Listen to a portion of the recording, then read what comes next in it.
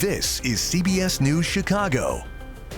Good morning, everyone. I'm Dana Kozlov. And I'm Adriana Sinclair. Thank you so much for being with us this morning. Now at 9, talks of a settlement in the football hazing lawsuit filed against Northwestern. What we're learning this morning, 2 years after allegations first surfaced. And the world on edge as President Donald Trump's tariffs on dozens of countries are set to take effect tomorrow. The latest from Wall Street today and how some leaders are hoping to negotiate. And new details about that officer-involved shooting at a River North hotel inside. What police say happened before they fired shots. Let's begin, though, with your first alert forecast. Calm right now, but that's changing soon, right, Laura? Yeah, tomorrow we're going to have some rain falling by this time, but today is a sunny, bright one. It's a colder morning. We're all below freezing. The winds, too, are much lighter today, but at this point, it still has some harsh wind chills to go along with it. This afternoon, closer lakeside, upper 30s for highs elsewhere in the 40s. We should typically be in the 50s, and we are well below that for a couple of days in the 40s today, tomorrow, and Thursday. Tomorrow brings us our best chance for rain for the entire week. May see some snow in the mix as well. We'll time up that rain chance, how much snow, coming up here shortly. All right, Laura, we'll see you soon for those details. Thank you. And now we turn to your nonstop news, a hazing scandal that rocked Northwestern University football, and today the school moving forward to settle a lawsuit about hazing allegations. Several former players say they were abused and hazed. Our Darius Johnson is live at Northwestern with what this all means for the school and perhaps the future of the program. Good morning, Darius. Hey there, ladies. Good morning to you. Yes, Northwestern University says it has reached a tentative settlement after mediation. Now, we know this settlement is in relation to the players who were a part of the football team who alleged that they were hazed in ways that were violent, sexual, and traumatic. Now, we know these allegations date back nearly 2 decades, and it was an outside investigation that found coaches may have looked the other way or knew what was happening, yet failed to say anything. The report backed claims of coerced sexual acts and a team culture where racism was tolerated. Now, after all of this came to light, former coach Pat Fitzgerald, who led the Wildcats football program for 17 years, was fired last summer. Fitzgerald denies any knowledge of the abuse and is now suing the university for $130 million. And this settlement, again, only relates to the players. In a statement released last night, the university says documentation is being finalized. Now, at this time this morning, we have yet to receive any further details or learn anything about the details that are going into the settlement. However, we know the settlement still has to be approved at this time. In the meantime, Northwestern University says it is still taking the steps to ensure nothing like this ever happens again on its campus. And meanwhile, Fitzgerald's legal battle continues with a trial scheduled for later this year. We're reporting live at Northwestern University in Evanston. I'm Darius Johnson, CBS News Chicago. Ladies, back to you. Darius, thank you for those details. And right now, Chicago police are looking for a man they say hit a whole bunch of parked cars early this morning, then ran off. Take a look at this. Police say a white SUV started this, slammed into the gray car near Central and Madison in Austin, and that set off a train reaction crash. The gray car, you can see, was hit so hard that it ended up under the purple car in front of it. CPD says no one was in any of these parked cars. Not clear if the driver of that SUV was hurt. Again, they took off. An Illinois state trooper is recovering after troopers say a man broke Scott's Law and hit their squad car. It happened around 10 last night on the inbound Bishop Ford near 130th Street. ISP tells us the trooper was helping a driver who crashed into a concrete barrier. Both the trooper and the driver in need were inside the squad car when it was rear-ended. They were taken to the hospital and are expected to be okay. The driver who hit them was not hurt, and he was cited. Depending on weather conditions today, crews may return to search for a missing 20-year-old Chicago man who disappeared after that boating accident in Wisconsin Dells. Police say Francesco DiFilippo was one of 3 people on the boat when it capsized. It happened last Thursday on the Wisconsin River. One person was able to swim to safety, but over the weekend, the body of a 75-year-old man was recovered. Search crews say the rough waters have made it difficult. Again, they're hoping to make it out there today to search. In just about 30 minutes, opening statements are set to begin in the corruption trial of State Senator Emil Jones III. He's accused of accepting bribes from a red light camera company executive. Jones is also accused of lying to the FBI. Now, if convicted, Jones would be forced to give up his seat in Springfield. The most serious charge carries a 10-year prison sentence. A man is shot in the lobby of a River North hotel by Chicago police officers after a foot chase. But officers say it all started when a man police described as a wanted suspect ran down city streets with a knife. Now, they all ended up inside the courtyard here by Marriott near Hubbard and State. Officers say they tried to de-escalate the situation first. They even attempted to stun the man, but that didn't work. That's when police say the man turned toward them with a knife and 2 officers fired shots. And I saw 2 cops coming this way with a taser gun on their hands, and then when I look it back, I saw the guy with a knife on it, and then I don't know, 5 or 6 cops chasing him. The officers will be placed on administrative leave while COPA investigates. Well, it's Old Home Week for a group of Gary students. They're finally back in their own school after a tornado ripped off part of the roof. Now, this is what McCullough Academy looked like last month. A tornado ripped off part of the roof there, and the school had to cancel classes for days before moving kids to a temporary location. The school's gym still needs to be repaired. And today, hopes are high that the stock market will, well, bounce back. Here's a live look at the big board at the New York Stock Exchange. The Dow is now up about 1,400 points. It comes after it dropped another roughly 350 points yesterday. And so far, world markets are mostly up today as well, as world leaders try to negotiate with President Trump ahead of tomorrow's deadline on those sweeping international tariffs. That's right. Naomi Ruckham is following the so-called retaliatory tariffs set to take effect against nearly 90 countries. The global trade war is intensifying, with nations desperate for a resolution before Wednesday, when widespread tariffs are set to take effect for dozens of countries. We've been ripped off and taken advantage of by many countries over the years. President Donald Trump announced Monday that the U.S. will apply an additional 50% tariff on imports from China if that country moves forward with its plan to impose a retaliatory 34% fee on American products. Several world leaders are ready to come to the table with offers, including Israeli Prime Minister Benjamin Netanyahu, who visited the White House Monday. Israel faces a 17% tax. We will eliminate the trade deficit with the United States. We intend to do it very quickly. We think it's the right thing to do. Vietnam and Zimbabwe have offered to eliminate their tariffs on the U.S. entirely. And the European Union will end tariffs on U.S. cars and industrial goods if the U.S. returns the favor. Still, global markets posted their 3rd day of losses Monday amid looming fears of a recession. The owners of this toy store in New Jersey had to dip into their savings to get ahead of the possible downturn. It feels right now that small businesses are being abandoned. That's tragic. Powerful investors and average Americans alike on edge ahead of Wednesday's tariff deadline. Naomi Ruckham, CBS News.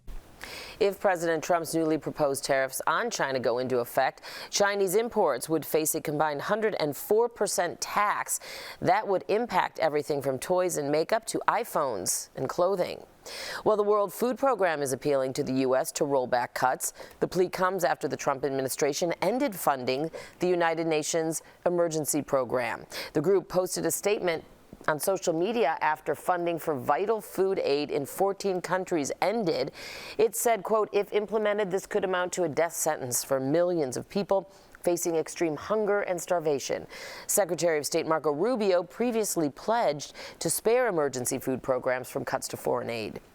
The U.S. Agency for International Development, known as USAID, just canceled all remaining contracts for humanitarian aid in Afghanistan. It comes as the Trump administration moves to shut down USAID by July. The contracts help to cover food assistance, clean drinking water, and medical services. Well, it's a win for the Trump administration as it looks to conduct mass deportations. The Supreme Court says the White House may temporarily use the Alien Enemies Act, but the court said people who are detained must have time for due process. The law is from 1798 and was used previously only in wartime. Now the White House wants to resurrect it and use it to deport accused gang members. Justices say those detained can challenge their deportation in the district where they're being held. The High Court also ruled on another case involving a Maryland dad. He was mistakenly deported to El Salvador. The justices say the U.S. doesn't have to bring him back from an El Salvador prison, at least for now.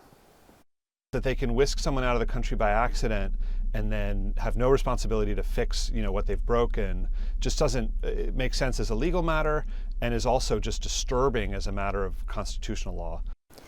This all comes after ICE sent accused Venezuelan gang members to an El Salvador prison while legal challenges were still playing out. A bill that allows medical providers in Illinois to prescribe abortion pills even if the FDA finds them unsafe now moves to the U.S. Senate. State reps voted in favor of House Bill 3637. Healthcare providers can prescribe the pills as long as it is approved by the World Health Organization. The state lawmaker sponsoring this bill says the legislation would not override federal law, but the state shouldn't wait to react. If the FDA were to take this medication out of its FDA approval, that it would not still ban or limit access to medication abortion in Illinois. Republican Representative Bill Halter said that the bill rejects safety mechanisms around abortion. New video this morning shows what led to the deaths of emergency workers in Gaza. What it shows, challenging what the Israeli military initially claimed for this. Plus, the FAA is investigating after a corporate jet skids off the runway and into the water. And the Florida Gators celebrating their championship. How last night's March Madness came down to the final few minutes.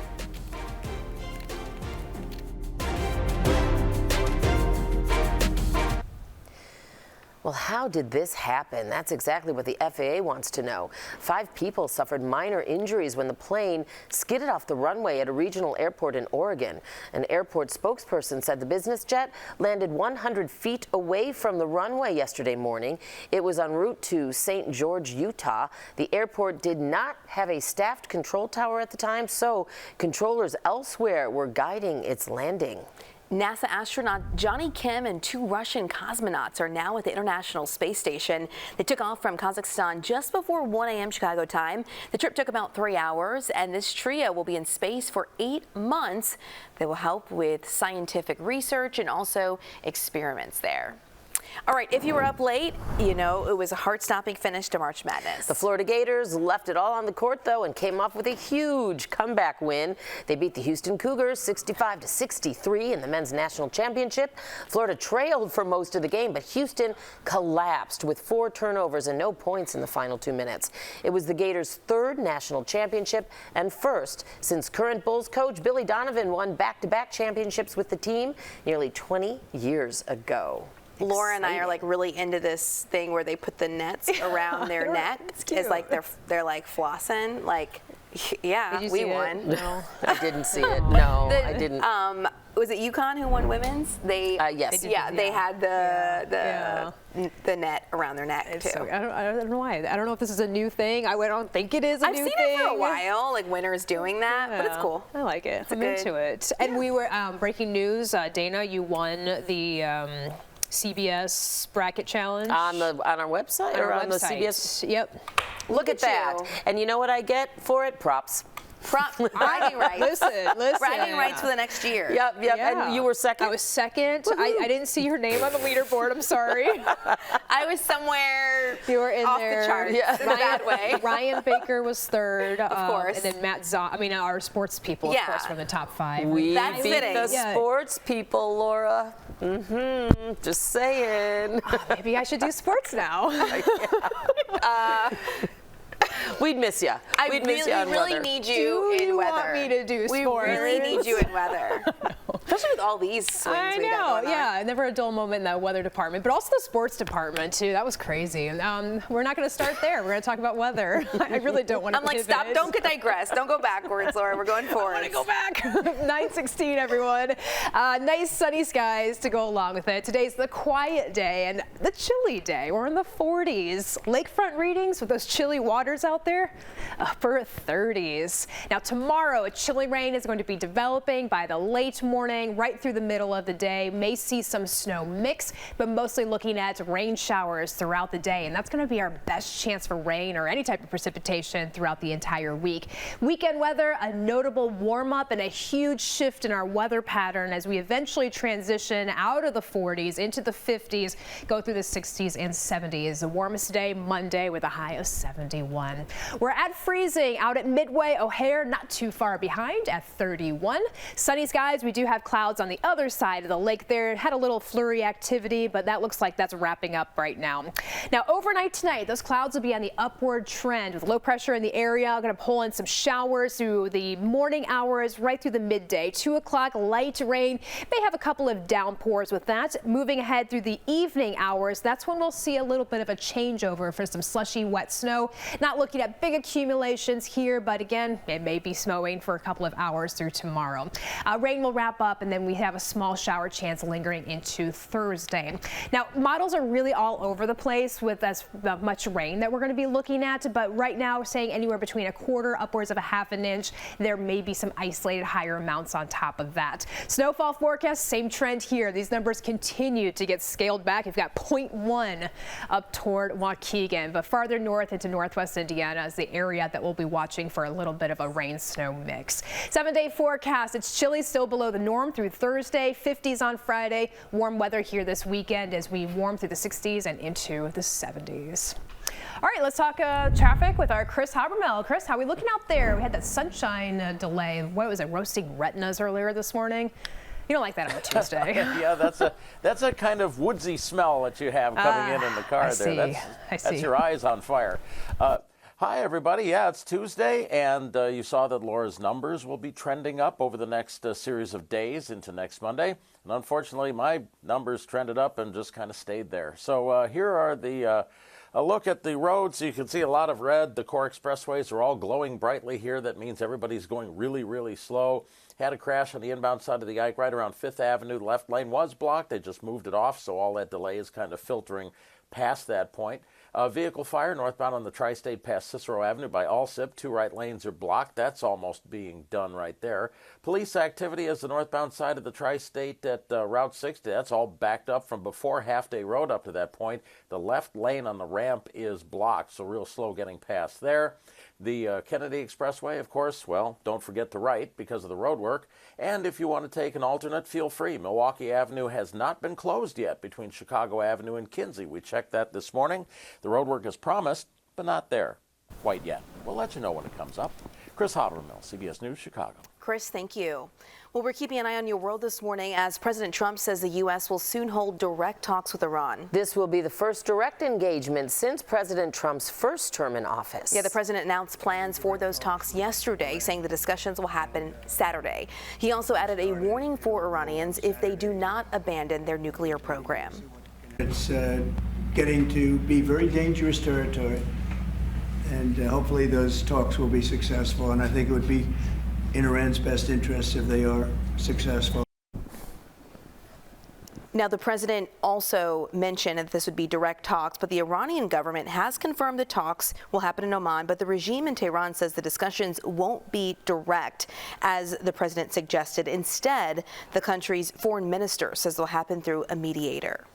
Well, there's new video this morning that contradicts the Israeli military and the deaths of 15 emergency workers in Gaza. It happened last month, and the military claimed its soldiers were under imminent threats. Now, this was the single deadliest attack on first responders since the war began. The Israeli military says it is re-examining the incident. Officials initially claimed the ambulances advanced suspiciously without their emergency lights on.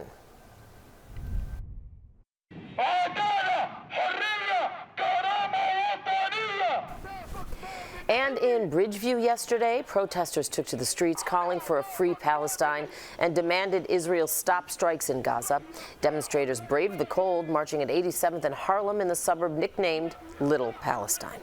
Prince Harry wants his security detail back when he goes back home to the UK. He's serious enough about it that he is court appealing to officials. His lawyers told an appeals court the prince was treated unfairly when his government-funded protection was stripped away in 2020. That's when he stepped down as a working member of the royal family. It's also when he moved his family to the U.S. Prince Harry argues he and his family need security while in Britain because of hostility aimed at him and his wife, Meghan Markle's Sussex. We'll get ready for Maria and the Von Trapps. Yep, they're getting the fam back together and headed to Chicago. Coming up, a look at the sound of music and other productions Broadway in Chicago says are heading our way. But first, Jackie Kostek is live from Superdog, the official CBS News Chicago top dog. Jackie? Hiya. Thanks for stopping. Dana and Audrina, good morning to you. Yes, from Superdog, the winners of our top dog competition. I want to show you how the old school switchboard works here at the drive-in. It is a classic old school drive-in. So the orders come in like this, and Lisa is taking them right now. Listen in, and then we'll see you right after the break. Or grilled? Okay. A deer, a female deer, red, a drop of golden sun. Broadway fans, get ready for a big season of shows. The Sound of Music celebrating 65 years of bringing audiences our favorite things. The story of the Von Trapp family hits the Nederlander Theater on October 21st. Also coming here to Chicago, Hell's Kitchen, a musical inspired by the life and music of Alicia Keys, comes to the Nederlander Theater on November 11th. The show features Keys' greatest hits and new songs written exclusively for the stage. And if you need a little Christmas spirit, Elf the Musical arrives on December 2nd at the Auditorium Theater. It follows the tale of Buddy the Elf, who leaves the North Pole to find his birth father and help New York rediscover the true meaning of Christmas. And the most Tony Award-nominated play in history hits the Chicago stage in January. Stereophonic follows the agony and ecstasy of creation at a music studio in 1976 as an up-and-coming rock band records an album. Some say it's loosely based on the making of Rumors by Fleetwood Mac. It'll be at the CIBC Theater on January 27th. And 2024's Best Musical pits the Socs against the Greasers. The Outsiders plays at the Cadillac Palace Theater on February 10th. It's based on the novel by S.E. Hinton, featuring Ponyboy and his gang of family and friends.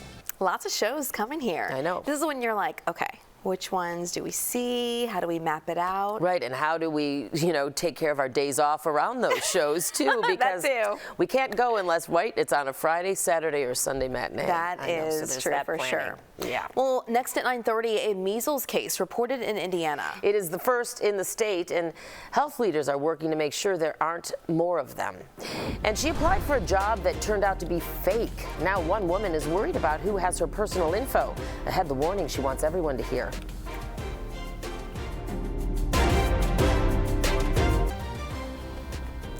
This is CBS News Chicago. Good morning and great to have you here with us. I'm Audrina Sinclair. And I'm Dana Kozlov. It's 9:30. Thanks so much for staying with us. Well, this half hour, we are live at Superdog. We asked for your favorite Chicago hot dog spot, and Superdog came out on top. We're going behind the scenes of this much-loved Chicago restaurant. Oh, that looks so good right now. And chilly but sunny today for your first alert forecast, but we're expecting rain and snow tomorrow. But we got today first, and it's looking pretty good outside to start the day. It doesn't feel great, Laura. Yeah, no, I know. We got to focus on the picture on the outside. Yep. It looks so nice. When you get outside, though, brace yourself. There is a chill in the air this morning, an early spring chill, as we are right around freezing, at least tacking on a few degrees now. 34 Joliet and Valparaiso. Waukegan, you're at 30, 31 Aurora. Mostly light breezes right now. So thankfully, we've got that going for us. But earlier this morning, that was not the case. We had some wind chills as low as 14, 13 even out toward Aurora. 43 for the high today. Cooler readings along the lakefront. Tomorrow, a cold rain develops. So we're going to see that after the morning rush. The afternoon rush, rainy and wet, possibly seeing a little bit of snow in the mix as we go through the day. We'll time out when the snow will fall and those temperatures that climb beyond that coming up in your first alert forecast. All right, Laura, we'll see you then. Thanks. And for years, police issued warnings about a suspected serial sex offender wanted for attacks across Logan Square and Lakeview. And now they believe they've tracked him down. 36-year-old Shakib Mansour Koja made a first appearance in court after he was charged. Marissa Perlman live in the newsroom right now with how police are asking other potential victims to come forward. Good morning, Marissa. That's right. Good morning, Dana, Audrina. Most of the cases now connected to DNA police have been collecting since 2022. That includes DNA from a bag that was placed over a woman's face. But the state's attorney's office believes there are more victims, and she says each attack was carefully calculated. This man was a violent serial predator who literally went out hunting for his victims. Koja now faces 18 charges, including multiple felony counts in 5 separate attacks between May of 2022 and just this past February. Now, in court, the judge in this case says he is a clear and present danger to all women in this community. In one case, Koja is accused of sexually assaulting a 21-year-old girl who'd left a bar and was walking home after her rideshare canceled. Prosecutors say 2 men offered her that ride home. That's when Koja is accused of getting into the backseat of that car and sexually assaulting her. Police say she was shoved out of the rear side door after it happened. Some of these survivors waited nearly 3 years hoping that this individual would be caught. We can never assume that we have located every victim that this predator, has targeted. We now know Koja worked as a limo driver and was arrested at O'Hare Airport on Friday. A judge ordered Koja to surrender his passport since he travels frequently between Chicago and Algeria. Police, again, now asking any other victims to come forward in this case. Live in the newsroom, Marissa Perlman, CBS News Chicago. Marissa, thank you. The Indiana Department of Health is confirming its first case of measles this year. The case involves an unvaccinated minor from Allen County. This is the first case in Indiana since measles was confirmed in a Lake County resident in early 2024. Local health officials are working to confirm any additional cases in the state. And 3 CDC staffers were sent back to Texas after another unvaccinated child died from the measles. It comes days after steep layoffs at that health agency. A spokesperson says the team will work with the state to address the deadly outbreak, and they'll talk about what healthcare workers need immediately. More staff may be sent to Texas if the governor requests.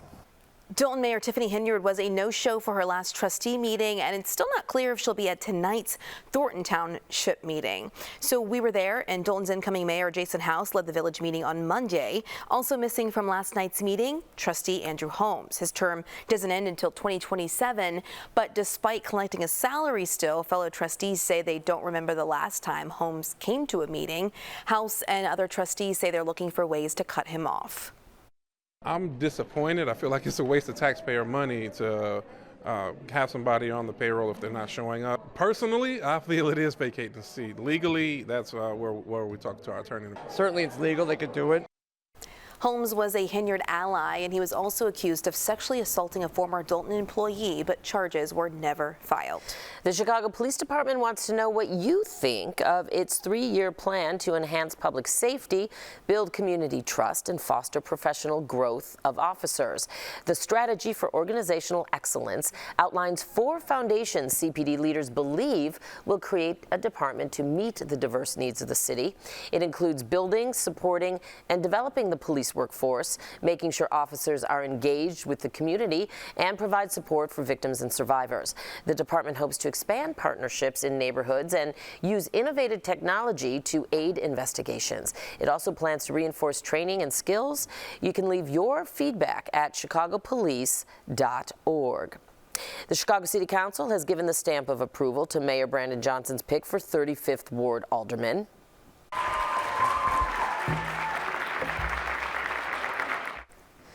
Alderman Anthony Quezada was all smiles after getting confirmed in a special council meeting yesterday. The hearing was surprisingly contentious, though. 11 council members voted against Quezada's confirmation, objecting to the plum assignments on the Budget and Finance Committee he'll inherit from his predecessor, Carlos Ramirez Rosa, who now heads the Chicago Park District. And spring cleaning your garage or basement? Well, Northwest Suburban Schaumburg is hosting 2 large recycling events to help you get rid of some items. The Village is hosting a document shredding event this Saturday at the Prairie Center. Residents can bring up to 2 boxes of confidential papers for free. And then on the 26th, there's a recycling event at Wintrust Field. You can recycle everything from paint to old televisions to clothes. There are various fees for that event, so be sure to log on to villageofschaumburg.com. And a Chicago woman says her Social Security number is now on the dark web after she fell for an elaborate job scam. Yeah, now she's sharing her story with us so you can stay safe. Our Sarah Maki shares how Shelby Springer finally caught on that her job offer wasn't real. We hope that this package gets to you in good health. Grad school student Shelby Springer says she now has a paper trail proving the online job listing she applied for and accepted was nothing more than an elaborate scam. Immediately I was like, this is perfect for me. And then turns out it was all a scam. The position, a remote proofreader for a California school that caters to international students. She looked the school up, found it was legit, even checked records against the State Board of Education. So she moved forward with the application, a virtual interview. I excused grammatical mistakes and spelling because I was like, okay, that's what I'm being hired for. Even with her scrutiny, she says nothing raised red flags. So she got the job, filled out the digital onboarding packet, giving them her name, her address, Social Security number, and bank accounts for direct deposit. But the hiring manager, who promised to send her a laptop with the specific software she needed, suddenly told her to buy it through a specific vendor, and they would send her a check to reimburse her, something Springer recognized as a common scam tactic. And I was like, okay, great, I'll make sure to take it to the police station because I know it's a scam. And when did you hear from them? Nothing. They blocked me and didn't respond. Springer canceled her bank account and signed up for identity theft services. And they already found my social on the dark web. Already? Yeah. Wow. Within 2 days of signing up for the service. Why did you decide to warn other people? Because I feel like it's a common thing that's like, oh, you fell for a scam, you must be stupid. And it's like, I wouldn't consider myself stupid. I'm a college educated, I don't fall for stuff very easily. We reached out to the California school that those scammers used in their listing. An employee there told me he has had calls from about 10 people and emails from even more. But he has told me there is no job, and he warned all of those people it is a scam. Sarah Maki, CBS News Chicago. We reached out to Indeed, the site that posted the scam listing, and they told us they remove tens of millions of listings each month, encouraging users to report suspicious ads and file police reports when warranted. Well, next, we are back at Superdog, the official winner of our March Madness-style food tournament. Jackie joins us with the owners for a look at the hot dog stand's rich history and what it has to offer now. And a lot more people are drinking matcha. It's a popular tea trend driving up demand, and that is leading to a shortage. And a weather alert for you tomorrow as rain and snow moves back into the area. I'm timing it up, and the weekend warming forecast coming up here in a short while. All right, today's Jumpstart extra special because we're at Superdog, which is the winner of our food-themed March Madness-style tournament, which we're so glad that you voted on. And in case you missed it over the last few weeks, we asked you to vote for your favorite Chicago hot dog spot. We started with the Sport Pepper 16, whittled it down to the All Beef 2. That was Portillo's versus Superdog. After nearly 2,000 votes, thank you very much, Superdog claimed the title of Chicago's top dog. Isn't that exciting? Our Jackie Kostick joins us live now from that hot dog stand on the far northwest side. Good morning, Jackie. Are you actually going to show us the process, how to make the old Chicago dog at Superdog? Yes. Dana and Audrina, good morning once again from Superdog on the far northwest side. And yes, I'm going to be showing you the process of making the Superdog, and also we're going to show you how this potato peeler works, which is actually an invention from Lisa and Scott's parents, your dad in particular, right? Maury? That's okay, correct. so how does it work? So I'm going to throw this potato on. So fresh Idaho potato, peeled, then you put it in the slicer, push, pull, snap it. Oh no! Did I jam it? Oh no! Okay, I got it. I did this. One more. I'm going to do a smaller one because I think, bam, bam. There you go. Yes, and And look at all a full rectangular crinkle cut potato. I was going to say the perfect super dog fries, right? Come out of this machine. That is a super fry. Okay, let's take a walk back to the steam table. This was also, Scott, an invention from your dad, Maury, who decided that this was just the best way to sort of keep people not on task, but give people enough space to do their work and keep it running efficiently. A much more efficient way to make super dogs in quantity and quality simultaneously. Okay, lovely. So Don is going to help kind of take me through the process. So I'm going to have you hold this microphone while I go in the take bun. A bun out okay. here. Oh, geez. I'm operating it like I was operating the potato. Okay, so we've got a good bun from S. Rosen Baking Company, which I think you guys remember. We just did a jump start there about a month ago. Tongs up there. Okay, tongs up here for the old super dog. Take a super dog. And what makes the super dog special? It's not a Vienna beef hot dog. It is a super dog. It's made for us to our recipe. Yes. You're going to dress it with the traditional condiments, the mustard, a little bit end to end. So you get a little bit in every bite. Mustard is the glue. Bright neon green relish. Yes, yes. Other side or which side? Doesn't matter. Doesn't matter. Okay. White chopped onions. Yes. Just some on top. And then we're going to put a kosher pickle spear. Kosher pickle spear.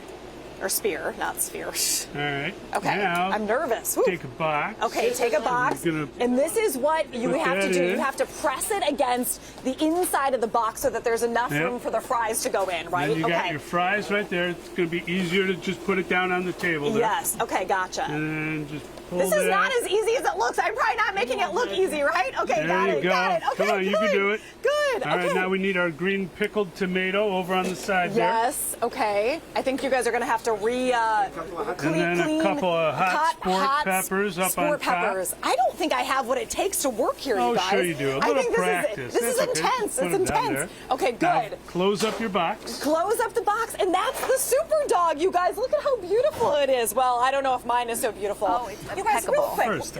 Lisa, can I ask you real quick why super dog has had the longevity that it's had? Been in the same place for 77 years. The corner of Milwaukee, Devon, and Nagel. Doing the same thing, turning out our special super dog and super fries every day. Yes. Will I get hired? Yes. Yeah, right. Absolutely.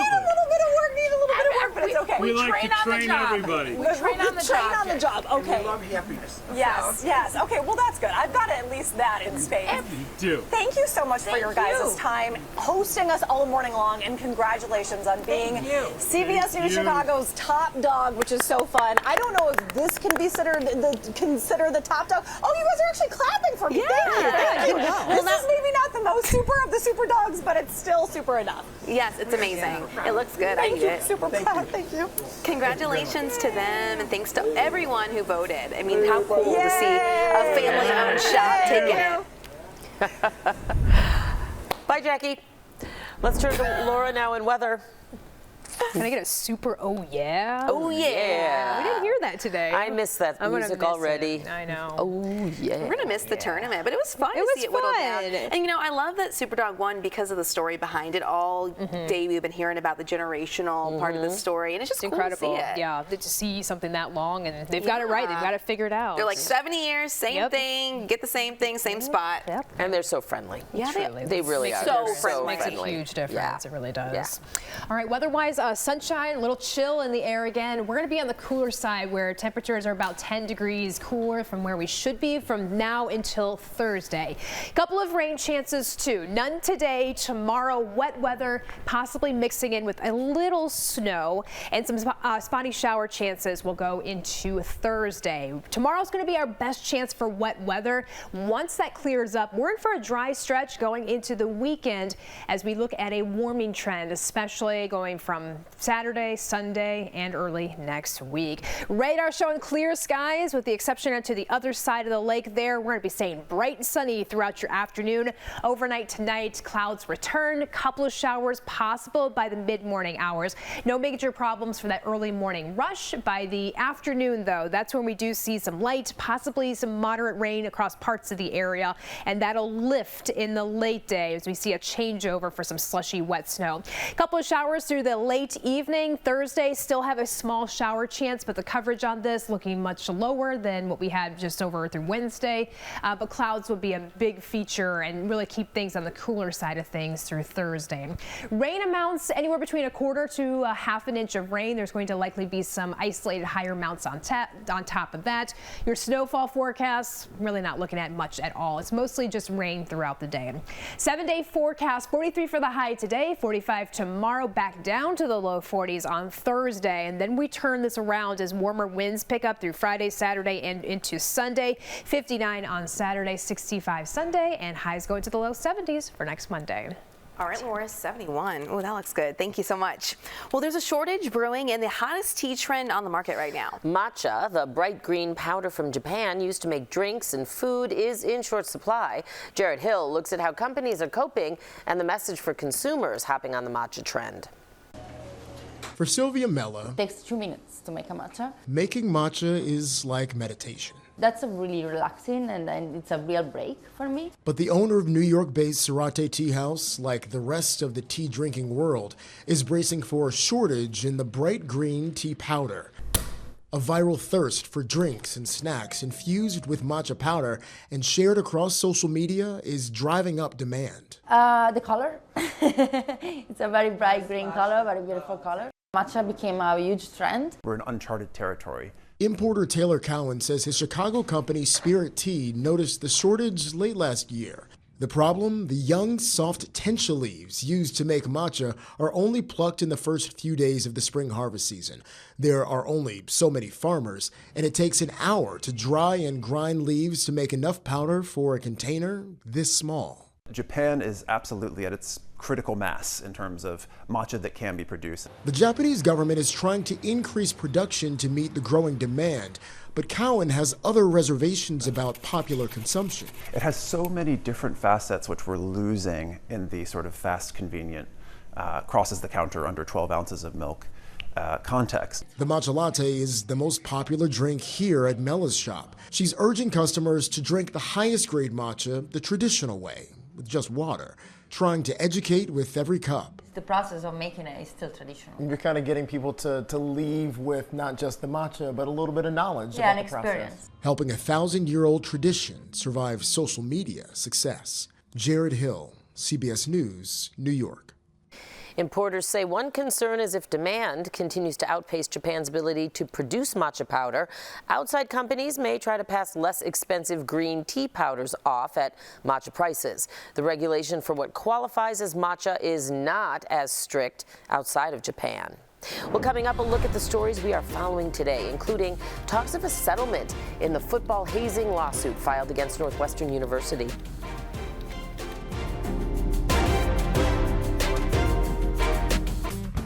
Here's a look at the stories that we are keeping an eye on today. Today, Northwestern University expected to move forward in settling a lawsuit on hazing allegations, and several former football players, you may remember, came forward saying they were abused and hazed in ways that were violent, sexual, and traumatic. In a statement, the university says the documentation is being finalized on the settlement. If it is approved, it does not resolve former head coach Pat Fitzgerald's claims against the school.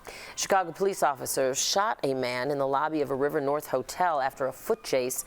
Police say the man ran down the street with a knife and ended up in the courtyard by Marriott near Hubbard and State. Officers tried to use a stun gun on the man, but it didn't work. The officers fired when the man turned toward them, they say, with a knife. Some Gary students are back in their own school after that tornado ripped off part of the roof. You're seeing some aerial shots here of McCullough Academy. It had to cancel classes for days before moving kids to a temporary location off-site. The school's gym, you can see, still needs to be repaired. Well, our next best chance for rain comes this way tomorrow, may mix with a little snow. We're on the cooler side in the 40s today, tomorrow, and Thursday. Friday, nice finish to the week, 51 degrees. We're coolest lakeside for several days here through Saturday, Sunday, Monday, up into the 70s. So a nice little treat for your weekend. Yes. After a cold stretch and all the snow. The snow's not a big deal tomorrow, but again, It's still snow. April snow. Right, yeah. exactly. And no one really likes April snow, do they? No. Maybe one or two. Well, there probably are, or She three. said no, none of them. Nobody. It's an absolute. Anyway, thanks so much. Thanks for joining us here on the News at 9. Your local news continues right here on the stream. Yep, have a great day. We'll see you tomorrow morning. She's like, nope. Not one. Nobody. Not one.